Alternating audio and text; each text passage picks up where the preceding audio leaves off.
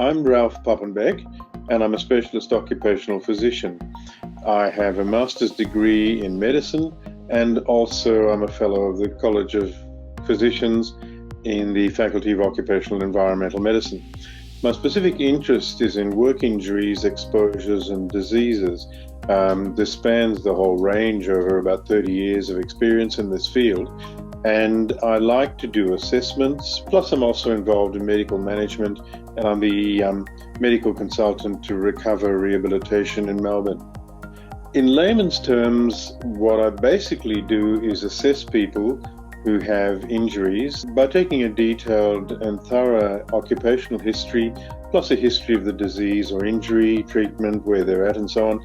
And I put all of this together and come up with a report which diagnoses the problem and offers advice on how to medically manage the issues of relevance. I became interested in occupational medicine during the RSI years, which was, I think from memory, the 80s in Melbourne, because it was a strange condition.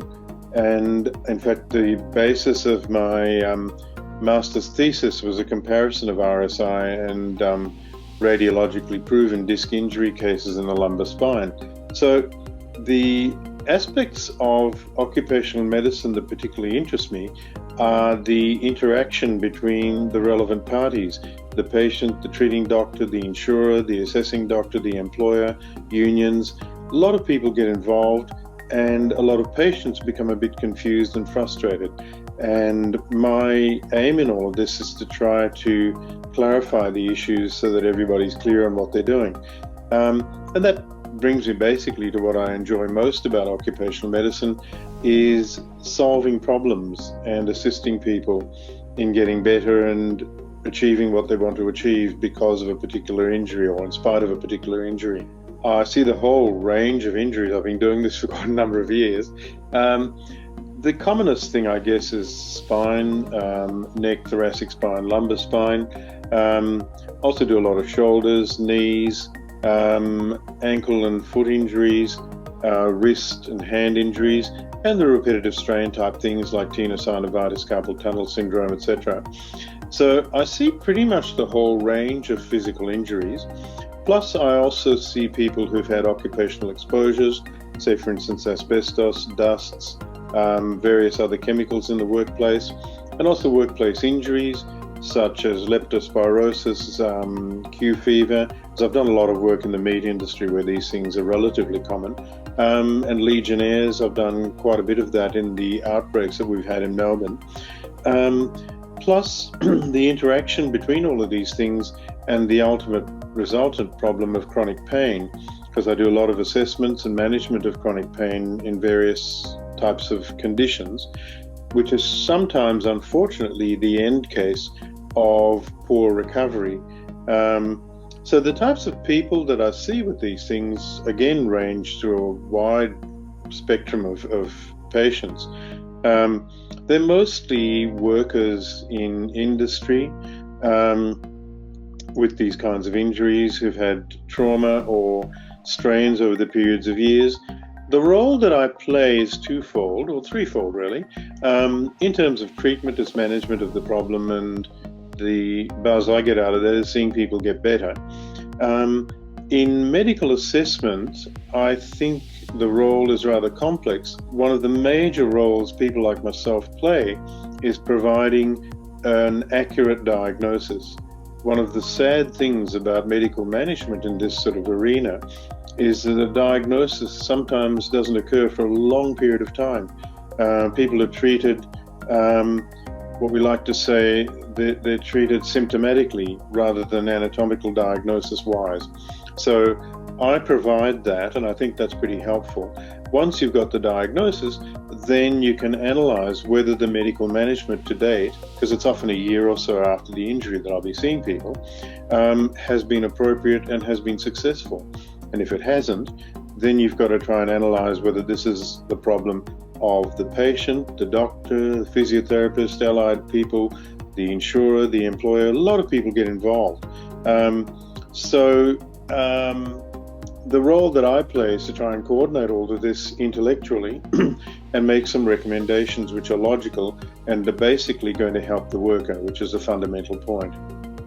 A wide variety of industries, ranging from the more esoteric, actors, musicians, dancers, people like that.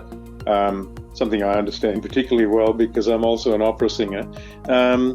But ranging from that to people who work on roads, drive trucks, buses. Haven't seen many airline pilots, but I've seen a few other airline workers.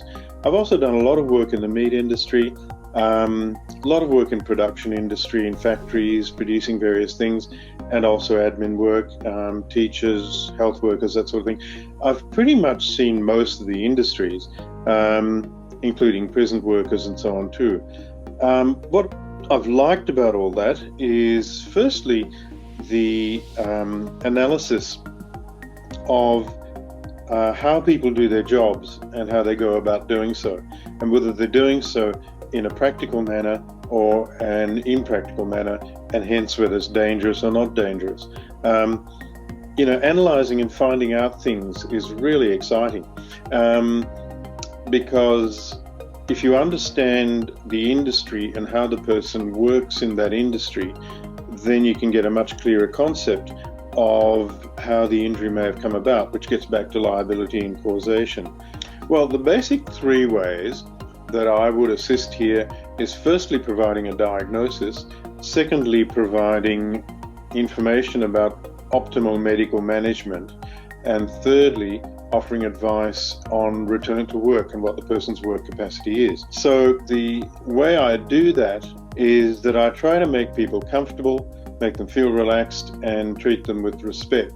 I think a lot of this depends on getting people to tell you exactly what problems they're having, and they'll only do that if they feel comfortable with the examiner.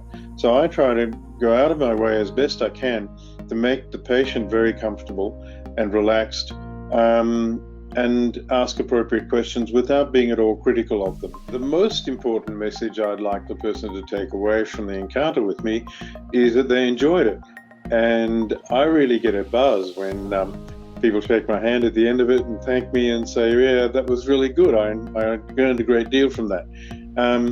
Sometimes people say to me, look, you've asked questions and I've learned a lot more talking to you than I have with my usual doctor. So the message or impression that I like to think of people taking away from me is that they enjoyed the experience and they weren't at all intimidated, and that it went to their satisfaction, so that I was getting the information that I want and what the referrer wants without intimidating people and without making them feel uncomfortable. And it's really interesting on that point because a lot of people come into these things feeling pretty tense and pretty stressed.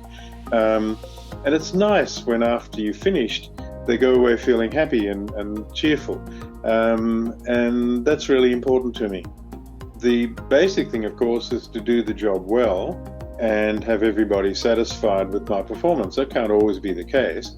But it doesn't really matter whether people are referred from insurers or plaintiff solicitors or employers. These phenomenon's the same. So what I hope to achieve by all of this is to try and throw a little logic into the whole equation by means of making a precise diagnosis, making logical recommendations for treatment, and basically helping the worker to get the treatment that they need or deserve for the particular problem, and not have it delayed for so long. The main thing that spurs me on and makes it exciting to get out of bed every morning is the search for a diagnosis. Because a lot of people I see haven't been completely or accurately diagnosed.